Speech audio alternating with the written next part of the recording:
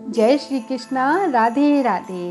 दोस्तों, ठाकुर श्री बांके बिहारी जी के दर्शन करने के लिए देश विदेश से लाखों श्रद्धालु आते हैं, क्योंकि हमारे बांके बिहारी जी हैं ही ऐसे। अगर कोई उनकी महिमा या उनकी कोई फोटो ही देख लेता है तो उनके दर्शनों के लिए व्याकुल हो जाता है। दोस्तों, ये तो हम सभी जानते हैं कि बांके बिहारी जी पूरे साल अपने भक्तों को प्रतिदिन दर्शन देते हैं, लेकिन बिहारी जी के चरणों के दर्शन साल में सिर्फ एक ही बार होते हैं और वह दिन होता है अक्षय तृतीया का। अक्षय तृतीया के दिन जिन लोगों को बांके बिहारी जी के चरणों के दर्शन मिलते हैं बहुत ही भाग्यशाली होते हैं। दोस्तों, बिहारी जी अपने चरणों के दर्शन सिर्फ अक्षय तृतीया को ही क्यों देते हैं, किसी और दिन क्यों नहीं देते? दोस्तों, ये तो हम सभी जानते हैं कि बांके बिहारी जी का विग्रह किसी के द्वारा बनाया नहीं गया है, वो स्वयं ही प्रकट हुआ है। श्री बिहारी जी महाराज प्रेम और भक्ति से प्रसन्न होकर राधा कृष्ण प्रकट हुए और हरिदास जी को अपनी सेवा देनी चाहिए। उस समय हरिदास जी बोले, कन्हैया,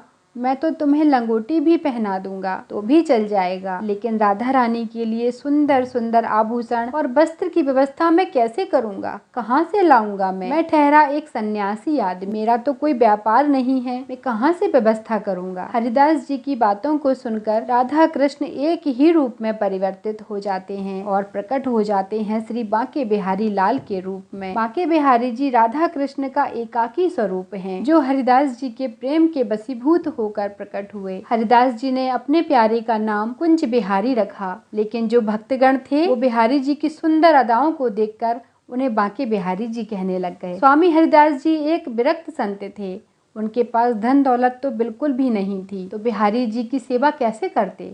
उनके लिए स्वादिष्ट भोग प्रसाद और सुंदर श्रृंगार की व्यवस्था वो कैसे करते? यह सोचकर हरिदास जी काफी चिंता करते थे, लेकिन अपने ऐसे भक्त को बिहारी जी कैसे परेशान देख सकते थे, जो दिन रात प्रभु के भाव में ही डूबा रहता था। एक दिन हरिदास जी ने सुबह सुबह उठकर देखा तो बिहारी जी के चरणों में एक स्वर्ण मुद्रा मिली। तब स्वामी हरिदास जी समझ गए कि उनके बिहारी जी को उनकी चिंता नहीं देखी गई। अब ऐसा प्रतिदिन होने लगा। बिहारी जी के चरणों से जो स्वर्ण मुद्रा मिलती, स्वामी हरिदास जी उससे बांके बिहारी जी की भोग प्रसाद और वस्त्र आभूषणों की व्यवस्था में लगा देते। इसके बाद जो भी बचता वो संतों की सेवा में खर्च कर देते, लेकिन स्वामी जी ने कभी भी अपनी सुख सुविधा के लिए उसका उपयोग नहीं किया। वो स्वयं एक मुट्ठी चना ग्रहण करके अपनी जीविका चलाते थे। दोस्तों, अब बात करते हैं कि अक्षय तृतीया के दिन बिहारी जी के चरणों की परंपरा कहाँ से शुरू हुई और इसके पीछे क्या कारण है? क्यों बिहारी जी सिर्फ वर्ष में एक ही बार दर्शन देते हैं अपने चरणों के? इसके पीछे की एक बड़ी ही प्यारी सी कथा है, जिसको आज मैं आप लोगों को सुनाती हूँ। एक बार की बात है, बहुत सारे संत वृंदावन में अक्षय तृतीया के दिन बांके बिहारी जी के दर्शन करने के लिए पहुँचे। उन्होंने बिहारी जी के दर्शन बड़े ही प्रेम पूर्वक किए और भोजन प्रसाद करने के बाद उन सभी संतों ने विचार किया कि उनको बद्रीनाथ जी के दर्शन करने के लिए जाना चाहिए। जहाँ मनुष्य जीवन को मुक्ति मिलती है वही धाम है बद्रीनाथ। अक्षय तृतीया के दिन बद्रीनाथ जी के पट खुल जाते हैं। सभी संत वृंदावन में एकत्रित होकर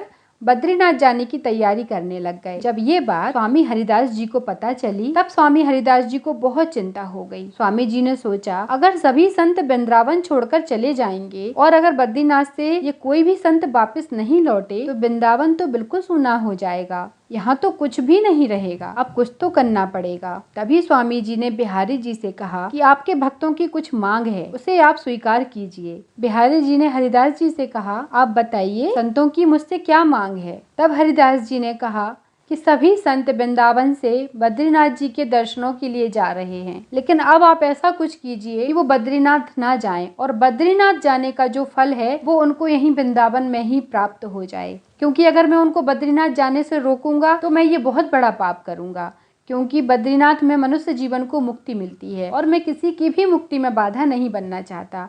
लेकिन अब आपके ही हाथ में है कि आप सभी संतों को कैसे रोकते हैं, ताकि संत रुक भी जाएं और उनको बद्रीनाथ जी के दर्शन भी प्राप्त हो जाएं। तब बिहारी जी ने स्वामी जी से कहा, आप चिंता मत कीजिए, चारों धाम के दर्शनों का फल मैं अपने चरणों के दर्शनों से देने का संकल्प करता हूँ। मेरे भक्तों को कहीं भी भटकने की जरूरत बिल्कुल भी नहीं है। स्वामी जी ने सभी संतों से कहा, आप कहीं ना जाएं। जिस फल की इच्छा से आप बद्रीनाथ जा रहे हैं वही फल आपको वृंदावन में मिलेगा। सभी संतों ने स्वामी जी की बात को मान लिया। तभी स्वामी जी ने बिहारी जी के दर्शन कराने से पहले बिहारी जी का सुंदर श्रृंगार किया। हार, चूड़ा, मुकुट, पीले वस्त्र, मोर पंख, शरीर पर चंदन का लेपन और पैरों में बहुत सुंदर सुंदर सी पायल धारण करवाई। और इसके बाद बिहारी जी सोने व चांदी की चरण चौकी पर खड़े होकर अपने भक्तों को चरणों के दर्शन देने लगे। सभी भक्तों को चारों धाम के दर्शनों के साथ साथ बद्रीनाथ धाम के दर्शन हुए। सभी संत बिहारी जी के ऐसे अलौकिक दर्शन पाकर अपने आप को धन्य मानने लग गए।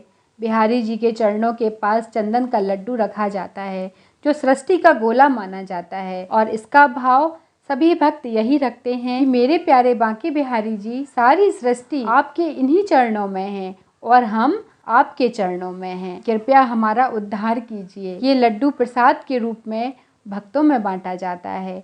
ऐसा माना जाता है कि बिहारी जी के चरणों का लड्डू भक्तों के सारे कष्ट बीमारी को दूर करता है। इसलिए भक्तों को जब इस लड्डू का प्रसाद मिलता है तब वो इसको बहुत संभाल कर रखते हैं अपने जीवन की दुख बीमारियों के लिए, ताकि कभी भी जीवन में दुख बीमारी आए तो वो इसका थोड़ा सा कण मात्र प्रसाद अपने अंदर ग्रहण करें और उनके शरीर की कष्ट बीमारी दूर हो जाए। अक्षय तृतीया के दिन हमारे प्यारे बांके बिहारी जी को क्या भोग लगाया जाता है और अक्षय तृतीया पर बिहारी जी को क्या भोग पसंद है, चलिए अब हम इसके बारे में बात करते हैं। अक्षय तृतीया पर बिहारी जी को बेसन के लड्डू, खसखस का शरबत, सत्तू के लड्डू, बेल का शरबत, फल, तरबूज, खरबूज और जो भी मौसमी फल उस समय आते हैं वो सभी बिहारी जी को बहुत पसंद आते हैं। और इसके साथ ही चाट का भोग भी बिहारी जी को अर्पित किया जाता है, क्योंकि हमारे बांके बिहारी जी को चाट का भोग अत्यंत ही प्रिय है। और सभी ठंडी ठंडी चीजों का बिहारी जी को भोग लगाया जाता है,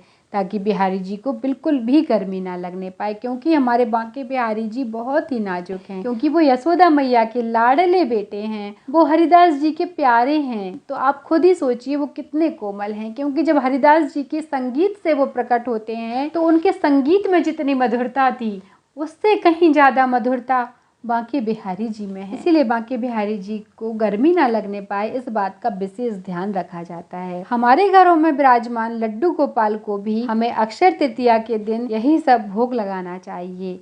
इससे बांके बिहारी जी बहुत प्रसन्न होते हैं, क्योंकि हमारे घर में विराजमान लड्डू गोपाल स्वयं बांके बिहारी जी का ही स्वरूप है। उनको बांके बिहारी जी ही समझना चाहिए और उनको यही सब भोग हमको घर पर बैठकर अर्पित करना चाहिए। इससे बिहारी जी की कृपा हम सबके जीवन में प्राप्त होगी। दोस्तों, उम्मीद करती हूँ कि आप लोगों को आज का मेरा यह वीडियो पसंद आया होगा और आप लोगों का जो भी सवाल था कि अक्षय तृतीया के दिन बिहारी जी अपने चरणों के दर्शन क्यों देते हैं, इस बात का आपको जवाब मिल चुका होगा। अगर आप लोगों को मेरा आज का यह वीडियो पसंद आया है तो वीडियो को लाइक जरूर कीजिए, क्योंकि अगर आप वीडियो को लाइक करेंगे तभी मुझे लगेगा कि आप लोगों को वीडियो पसंद आया है। और जिन लोगों ने अभी तक चैनल को सब्सक्राइब नहीं किया है वो चैनल को सब्सक्राइब कर लीजिए, साथ में बेल आइकन को भी प्रेस कर लीजिए, ताकि और भी मैं आगे बांके बिहारी जी की कहानियाँ, बांके बिहारी जी के रहस्य और बांके बिहारी जी के चमत्कार आप लोगों के लिए लेकर आती रहूं। जय श्री कृष्णा। राधे राधे। कुंज बिहारी श्री हरिदास, विठ्ठल विपुल बिहारी निदास। जय श्री कृष्णा।